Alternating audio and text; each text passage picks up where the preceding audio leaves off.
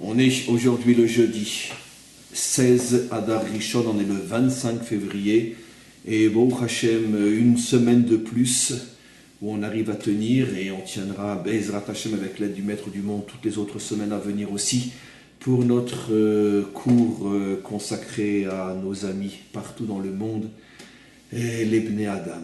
Et donc aujourd'hui j'ai choisi de parler, je pense que ça sera d'ailleurs pas forcément toutes les semaines, mais ça sera, on pourrait dire, un cours que je répéterai. J'ai choisi aujourd'hui de parler de quelques notions fondamentales, de concepts fondamentaux, comme par exemple la foi, la Emouna en hébreu, ou Dieu, et d'expliquer d'une manière relativement simple. Je n'ai aucune intention de faire de la haute voltige philosophique, métaphysique. Ce n'est pas du tout le but de mon intervention, mais de vous expliquer d'une manière simple ce que un juif comprend lorsqu'il parle de notions comme la Emouna, la foi en français, à titre d'exemple bien évidemment. Et d'autant plus que ce genre de sujet a déjà été suggéré par nombreux d'entre vous sur la traduction correcte des mots en hébreu, car comme je ne cesse de le répéter, vous savez tous et toutes que l'un des plus grands problèmes qui s'est posé au monde non juif, dans son rapport à la Bible, c'est qu'il n'a pas accès à la Bible en hébreu, il n'a accès qu'à les traductions, et les traductions par définition sont déjà très éloignées. Quand ce n'est pas de la falsification, c'est au minimum un éloignement déjà énorme du texte en hébreu. Et donc ce qui fait que c'est absolument impossible pour un non-juif d'avoir une connexion réelle avec la parole réelle et authentique du Maître du Monde, telle qu'elle a été donnée dans la Torah. Ceci dit, je rajoute que même un juif qui a accès à l'hébreu, s'il n'a pas accès aux commentaires en hébreu lui aussi, est peut-être moins éloigné que le non-juif, mais très éloigné encore. Mais quoi qu'il en soit, donc dans cet esprit de pouvoir rendre compte de notions dont un Ben Adam a besoin aussi, parce qu'au niveau de ce que je vais expliquer, il n'y a aucune différence entre un juif et un non-juif, il est important malgré tout que, au fur et à mesure, de temps en temps, je prenne comme ça 3-4 concepts très importants et je les explique et je les traduis et je les explique. Alors la première chose qu'on va faire, c'est bien sûr, c'est la base, le fondement, on va parler de Dieu. Est-ce que la notion de Dieu existe dans le judaïsme? Est-ce que Dieu a un nom? Est-ce qu'on le nomme dans le judaïsme, dans la Torah? Alors, soyez surpris en entendant, en apprenant que non, nous n'avons pas en hébreu un nom pour désigner Dieu, c'est-à-dire ce qu'il est dans son essence. Nous n'avons pas de nom. Tous les noms que nous avons en hébreu sont des noms qui désignent une fonction, c'est-à-dire, plus exactement, une relation, un rapport entre Dieu et son monde. Selon le type de rapport, à ce moment-là, le nom va changer. C'est une notion que ceux qui me suivent depuis longtemps ont déjà entendue, mais je veux plus particulièrement dans le cadre de ce cours avec les Bnei Adam, préciser les notions, encore une fois, sans du tout rentrer dans les profondeurs auxquelles vous êtes habitués dans les autres cours. Là, je veux vraiment avec vous faire des choses très concrètes, parce que mon but est de vous aider à vous construire et pas seulement vous aider à vous envoler. Et donc, je disais que Dieu n'a pas de nom en hébreu. D'ailleurs, nos textes profonds insistent sur le fait que Dieu n'a pas de nom. On ne peut pas le nommer lui-même parce qu'on ne peut pas nommer l'infini. Qui dit nommer dit limiter, dit structurer. Or, par définition, l'infini ne peut pas être nommé. Mais par contre, ce qui est nommé, c'est la relation qu'il établit avec nous, parce que justement, cette relation entre Dieu et nous étant avec des êtres finis, cette relation est aussi d'une certaine manière limitée, finie, et donc on peut la nommer. Alors, parmi les noms de Dieu, je vais citer quelques-uns, et donc les noms qui définissent encore une fois des relations qu'il établit avec nous, et je vais les traduire et les expliquer toujours très brièvement. Alors le nom le plus célèbre, bien sûr, c'est le nom ineffable, celui que nous ne prononçons pas tel qu'il s'écrit, qui s'écrit avec 4 lettres, un Yud, un He, un Vav et un E. Et nos maîtres nous font remarquer que ce nom-là, qui ne veut rien dire en vérité en hébreu, c'est un nom, si j'oserais dire, inventé par la Torah pour désigner une certaine fonction de Dieu, car il n'y a pas de mot en hébreu qui correspond à ce nom-là. Nos maîtres nous font remarquer que ce nom-là est une contraction des 3 temps, passé, présent, futur. Je ne vais pas maintenant vous faire un cours en hébreu, mais pour celui qui connaît l'hébreu, on retrouve effectivement les 3 formes du temps, passé, présent, futur, dans ce nom, le nom ineffable. Et donc, nos maîtres nous font comprendre que ce nom désigne Dieu tel qu'il est au-dessus du temps et donc au-dessus de l'espace, traduit en français au-dessus de la nature. Donc le fameux nom ineffable désigne la relation que Dieu établit avec nous lorsqu'il se dévoile au-dessus des limites, des contraintes et on pourrait dire des règles et des lois de la nature. Ce que l'on pourrait appeler, dans un langage plus simple, le miracle.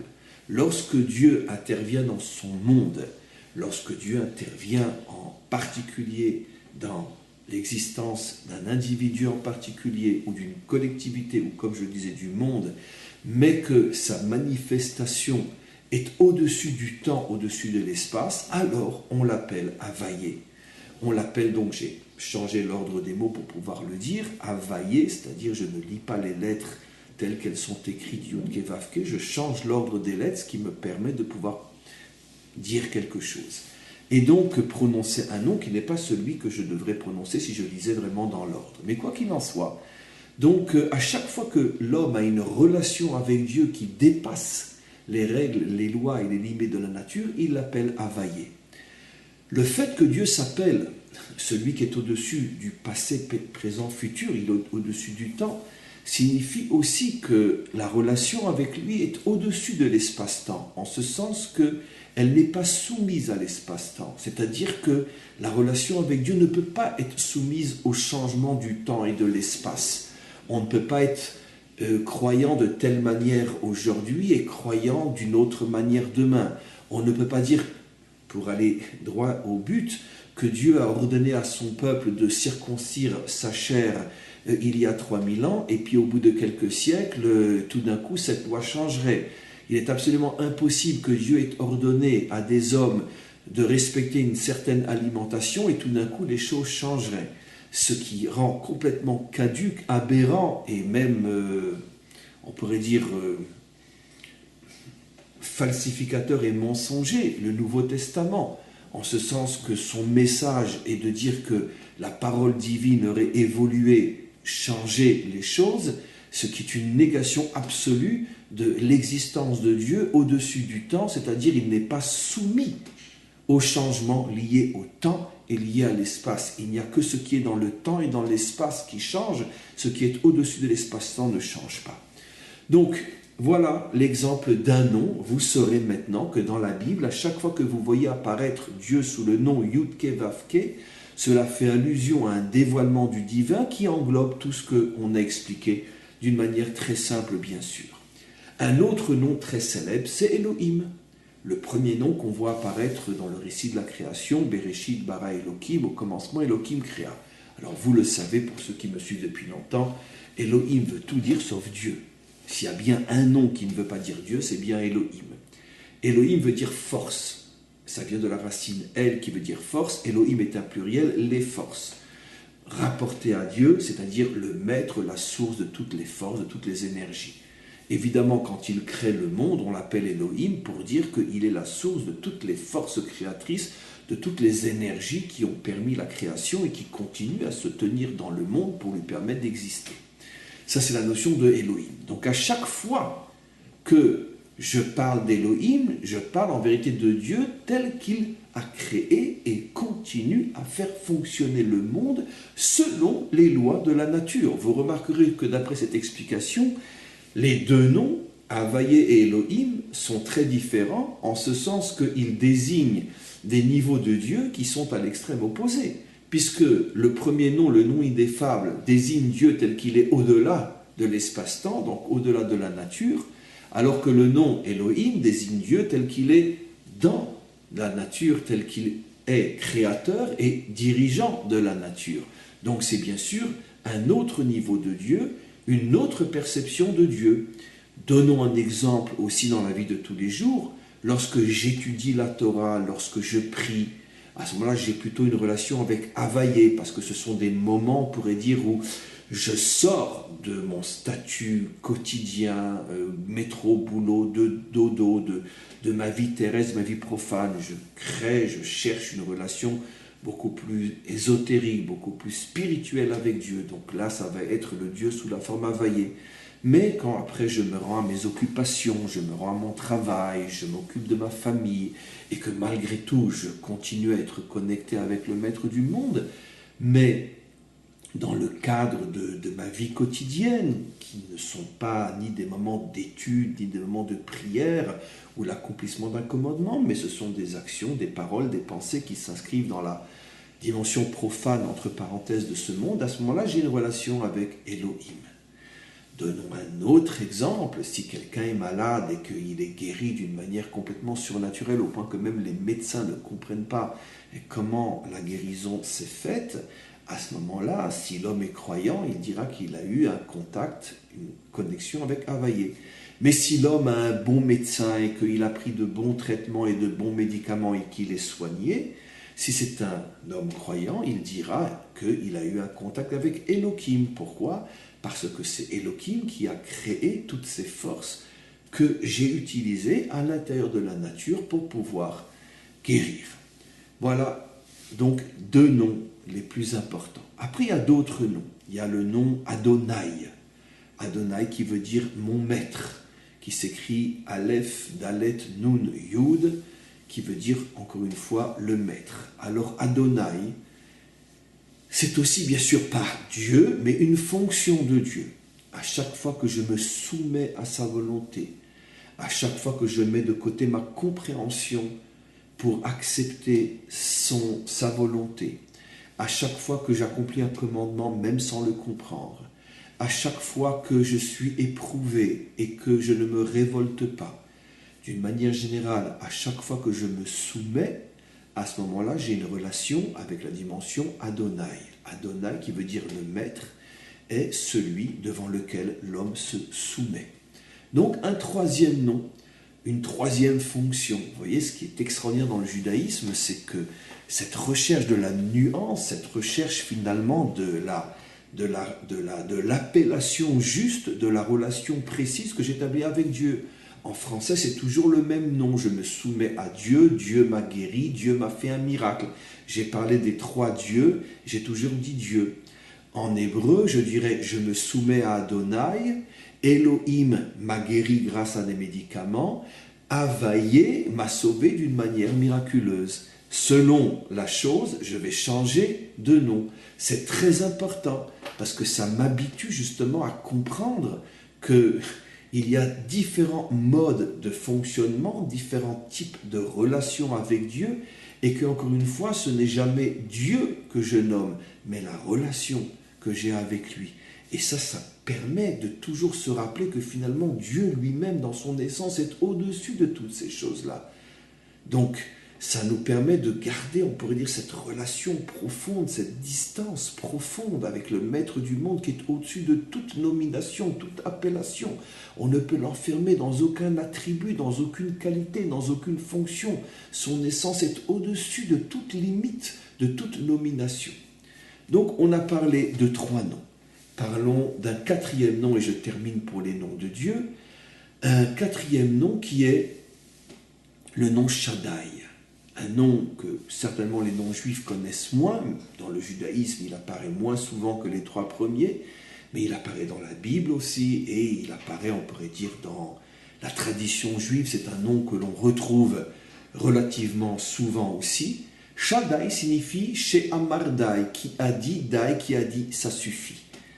C'est un drôle de nom. Celui qui a dit ça suffit, ça veut dire c'est celui qui, d'une certaine manière, explique nos maîtres, impose des limites à l'homme lorsque, malgré le libre arbitre et malgré une certaine grande liberté que Dieu laisse à l'homme dans son monde, il y a des moments où Dieu dit « dai », qui veut dire « ça suffit ».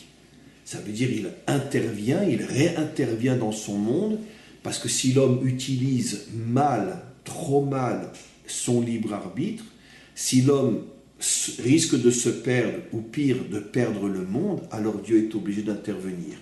Ce qui veut dire que ce nom désigne Dieu comme celui qui, d'une certaine manière, contrôle malgré tout les choses, ne laisse pas son monde lui échapper complètement. Et comme pour dire à l'homme, c'est pas parce que je t'ai donné une certaine liberté, c'est pas parce que je t'ai donné le libre arbitre que tu peux faire n'importe quoi et détruire mon monde. Je ne te laisserai jamais détruire mon monde. C'est ce qui s'est passé à l'occasion du déluge, où lorsque Dieu s'est rendu compte que s'il n'intervenait pas, c'était véritablement la fin de tout. Et il est arrivé, il a agi, il est intervenu, à l'extrême avant-dernier moment, et il n'a pu sauver que Noach, sa famille, à partir desquels le monde a pu redémarrer. Mais quoi qu'il en soit, ça prouve bien que le maître du monde ne laissera pas la liberté de l'homme se retourner complètement, on va dire, contre le projet. Dieu s'arrange toujours pour que, d'une certaine manière, l'homme ait sa liberté, mais d'un autre côté, le projet réel ne puisse pas être remis en cause. Donc voilà, 4 noms. Il y en a d'autres, mais peut-être moins importants. Et donc, on arrête pour ce qui est des noms de Dieu. Je voudrais expliquer 2 autres notions fondamentales aujourd'hui. La différence en hébreu entre Emouna et Bitachon. En français, on pourra traduire plus ou moins la même chose. Foi, confiance, la foi en Dieu, la confiance en Dieu. Et c'est une très mauvaise traduction, comme on va le voir, parce que d'abord, ni le mot Emouna ne veut dire foi, ni le mot Bitachon ne veut dire confiance en Dieu, comme je vais l'expliquer. D'abord, y a-t-il un mot pour dire foi, la foi en hébreu, ou la croyance en Dieu? Alors, c'est le mot Emouna. Mais en vérité, le mot Emouna ne veut pas dire foi dans le sens français du terme, pour une raison extraordinaire. Parce que la foi, c'est quelque chose qui est très métaphysique, qui est très spirituel, qui est presque, on pourrait dire, une forme de grâce divine, que l'homme est touché par la foi, est inspiré par la foi, l'homme a la foi, et c'est comme une étincelle spirituelle, divine qui se trouve en lui. C'est très chrétien comme notion, vous l'avez deviné. En hébreu, on parle de Emouna. La racine du mot Emouna, vous savez, le génie de l'hébreu, c'est que chaque mot a une racine, c'est-à-dire on pourrait dire une partie du mot qui nous permet de mieux comprendre le sens du mot. Ce qu'on appelle la racine comme un arbre qui, pour mieux comprendre sa structure, il faut remonter à la source, remonter à la racine, comme dans tout d'ailleurs. Pour comprendre quelque chose, il faut remonter à la source, à la racine de la chose. Et donc le mot Emouna vient de la racine Amen, Leitamen, qui veut dire s'entraîner. Une chose que l'on répète constamment jusqu'à ce qu'elle devienne une seconde nature, comme un sportif qui s'entraîne, comme un soldat qui s'entraîne. C'est-à-dire que toute chose difficile à réaliser nécessite au préalable un entraînement. Et en hébreu, l'entraînement se dit imunim, de la même racine, aleph mem nun, amen. D'ailleurs, le mot amen, dans la liturgie même chrétienne. Et donc du mot emuna, que l'on traduit malheureusement, ce qui est faux, comme je suis en train d'expliquer, par le mot foi. Donc il y a une notion d'entraînement. Alors ça veut dire quoi, une notion d'entraînement? J'étais en train d'expliquer. Toute chose qui est difficile à atteindre, qui n'est pas innée, qui n'est pas naturelle, nécessite un entraînement jusqu'à ce que cette chose-là devienne finalement une seconde nature et qu'elle devienne après aussi automatique, aussi naturelle que ce qui m'a été donné d'une manière naturelle et pour lesquels je n'ai pas besoin d'entraînement. C'est-à-dire qu'un homme n'a pas besoin d'entraînement pour lever le bras, mais par contre il a besoin d'un entraînement pour lever le bras et lorsqu'il doit en même temps soulever 20 ou 30 ou 40 kilos. Parce que lever le bras sans rien dans la main, c'est quelque chose de naturel. Lever la main lorsqu'elle a un poids de 50 kilos dedans ou 30 kilos dedans, c'est pas naturel. Donc si j'y arrive facilement, ce n'est qu'après des mois, des années d'entraînement comme un sportif. Donc finalement, à quoi sert l'entraînement? À transformer quelque chose de non naturel en naturel. Et là, vous avez une explication, mais incroyablement géniale, de l'hébreu par rapport à la Emouna. La Emouna, c'est quoi? C'est arriver finalement à transformer une relation qui au départ n'est pas du tout naturelle, c'est-à-dire la relation entre Dieu et l'homme, parce que rien n'est moins naturel dans la vie de tous les jours de se rappeler que tout ce qui existe et tout ce qui fonctionne n'existe et ne fonctionne que par la volonté du maître du monde, parce que la nature et les forces de ce monde voilent la présence et l'action du maître du monde. Reprenons l'exemple d'un médicament. Lorsque je prends un médicament, je ne suis pas obligé de savoir que Dieu existe pour être guéri. Le médicament agit grâce aux forces qu'il porte. Et même quelqu'un qui n'est pas croyant sera guéri de la même manière qu'un croyant avec ce médicament. Donc le médicament, c'est pas du tout visible que finalement une force divine se trouve en lui aussi. Et c'est cette force divine qui permet l'existence de toutes les autres, celles que le médecin ou le pharmacien connaissent. Donc rien n'est moins naturel que de constamment se rappeler que Dieu est là. Je parle dans ce monde. Évidemment, quand quelqu'un vit un miracle, le surnaturel devient naturel. Mais dans la vie de tous les jours, tout est là pour nous faire oublier la présence de Dieu. Et qu'est-ce que c'est la Emouna? La Emouna, c'est le travail sur soi pour se rappeler constamment que Dieu est présent dans ce monde naturel et que finalement la nature n'est pas si naturelle que ça et que ces forces évidentes ne sont pas si évidentes que ça et que si Dieu retirait son flux de tout ce qui existe, tout retournerait au néant. Et donc il faut un entraînement de jours, de semaines, de mois et d'années jusqu'à ce que l'homme ne se fasse plus, on pourrait dire berné, ne soit plus aveuglé par l'apparente indépendance du monde et de ses forces, et que l'homme, d'une manière naturelle, ressente que Dieu est présent partout. Ça, c'est la véritable foi. Ça, c'est la véritable Emouna. La foi n'est pas croire en des choses surnaturelles.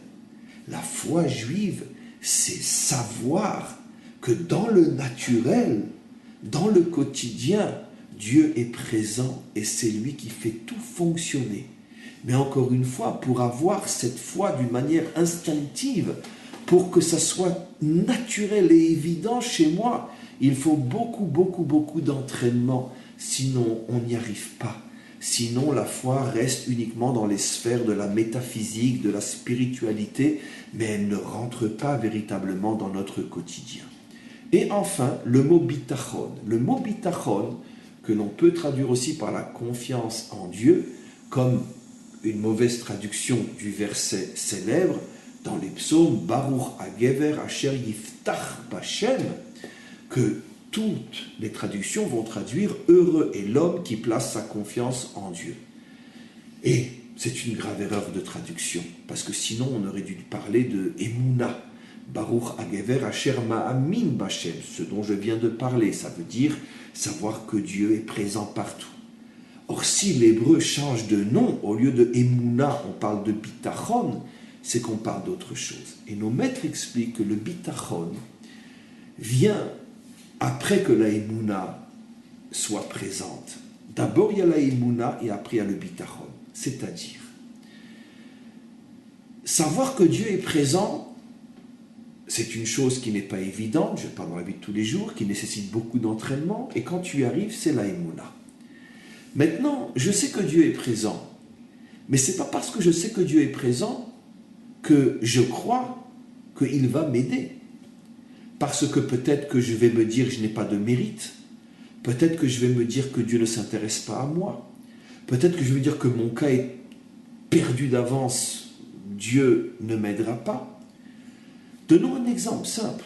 Les explorateurs, quand ils ont vu les géants, les villes fortifiées, des armées armées jusqu'aux dents, et qu'ils sont revenus après et ont découragé le peuple de partir à la conquête de la terre de Canaan. Est-ce que les explorateurs doutaient de l'existence de Dieu? Est-ce que les explorateurs doutaient de la puissance de Dieu? eux-mêmes avaient été choisis par Moshe et chacun d'eux, nos maîtres disent, la Torah nous dit, étaient des chefs de tribu et nos maîtres disent que à l'époque de Moshe, c'est pas n'importe qui devenait chef de tribu. Donc évidemment qu'ils savaient que Dieu existe et que Dieu peut tout faire. Alors pourquoi ils ont paniqué? Ils avaient la émouna, mais ils n'avaient pas le bitachon. C'est-à-dire ils n'avaient pas suffisamment de confiance en eux pour mériter que Dieu les aide. Ils doutaient de leur mérite, de leur valeur, de leur aptitude à mériter l'aide d'Hachem. Et ça, certains pourront dire, mais c'est au contraire, c'est de l'humilité. Penser qui je suis pour que Dieu m'aide. Eh bien chez nous, ça ne s'appelle pas de l'humilité, ça s'appelle une faute, ça s'appelle un choser bitachon, un manque de confiance en soi. La émouna, c'est la confiance en Dieu. Le bitachon, c'est la confiance en soi. Parce que savoir que Dieu existe, mais penser qu'il ne t'aidera pas, ça veut dire te dénigrer toi, te voir toi petit. Finalement, ça revient au même résultat que quelqu'un qui ne croit en rien. Finalement, tu es déconnecté. Sauf que la personne athée voit la déconnexion par rapport à Dieu. Dieu n'est pas connecté à son monde. Et celui qui n'a pas de bitachon est aussi déconnecté, sauf qu'il met la déconnexion à son niveau, à lui. C'est-à-dire que Dieu est là, mais moi je ne suis pas connecté à lui, moi je n'ai pas le niveau pour être connecté à lui. Et ça c'est très grave. Le judaïsme interdit à un homme de manquer de confiance en lui. Parce que le judaïsme nous dit qu'à partir du moment où sincèrement tu t'attaches au maître du monde, tu dois te persuader que le maître du monde peut t'aider. Et qu'il va t'aider. Plus tu as confiance dans l'aide que le maître du monde va t'apporter, et plus tu vas voir cette aide se réaliser. Maintenant, je reviens à la question, mais peut-être que c'est de l'orgueil. Non. L'orgueil, c'est de vouloir s'en sortir sans le maître du monde. De penser que je n'ai pas besoin du maître du monde. Mais dire, je suis sûr que le maître du monde va m'aider, ce n'est pas de l'orgueil, puisque tu es en train de dire que ce n'est pas toi qui peux t'aider toi-même, c'est le maître du monde qui va t'aider. Ce n'est pas de l'orgueil. Au contraire, c'est une grave faute de ne pas placer sa confiance totale dans le maître du monde, sa confiance en soi dans le maître du monde. Maintenant, vous me direz, mais attendez, on voit pourtant peut-être des gens qui ont une confiance absolue dans le fait que Dieu peut les aider eux, c'est-à-dire donc qu'ils ont le bitachon, et malgré tout, ils ne vont pas forcément être aidés. On voit apparemment que c'est pas toute personne qui prie quand elle est malade qui va forcément guérir. Et on ne peut quand même pas dire sur tous ceux qui ont prié, qui n'ont pas été guéris, qu'il leur manquait peut-être cette confiance. Alors bien évidemment, on touche ici l'un des sujets les plus profonds on pourrait dire de l'existence, de la relation entre Dieu et l'homme. Combien et combien de cours j'ai déjà consacré à cette notion, bien évidemment. Mais je répondrai d'une manière très très simple. C'est sûr et certain que la prière, quand elle est faite avec une confiance absolue, que si je demande sincèrement, Dieu me répond, c'est sûr et certain que la prière est répondue. Le problème, c'est que ce que l'homme ne peut pas imposer à Dieu, là où il n'a pas de certitude, c'est à quel niveau, dans quel domaine et de quelle manière la prière va être répondue. Parce que l'homme malade prie dans un premier temps nécessairement pour être guéri physiquement. Mais peut-être que le maître du monde se sert de cette maladie pour le guérir spirituellement. Et peut-être qu'effectivement, il va être guéri, que son âme abîmée va être complètement guérie. Ce qui à long terme est bien sûr beaucoup, beaucoup mieux et beaucoup plus profitable qu'un corps guéri. Parce que de toute façon, le corps tel qu'il est aujourd'hui, même s'il est guéri aujourd'hui, de toute façon, il mourra dans 10 ans, dans 20 ans. Donc de toute façon, la guérison n'est que retarder la mort. Mais par contre, une âme guérie, c'est l'éternité qui est guérie. En ce sens que cette âme guérie, tu l'as pour l'éternité. Et donc, il est possible que toi, même si tu avais des intentions dans ta prière d'être guéri aussi physiquement, Le maître du monde sait qu'il ne peut pas t'accorder cette chose-là parce que ça sera peut-être sur le compte d'une guérison beaucoup plus importante dont tu as besoin, qui est la guérison du nefesh, la guérison de l'âme.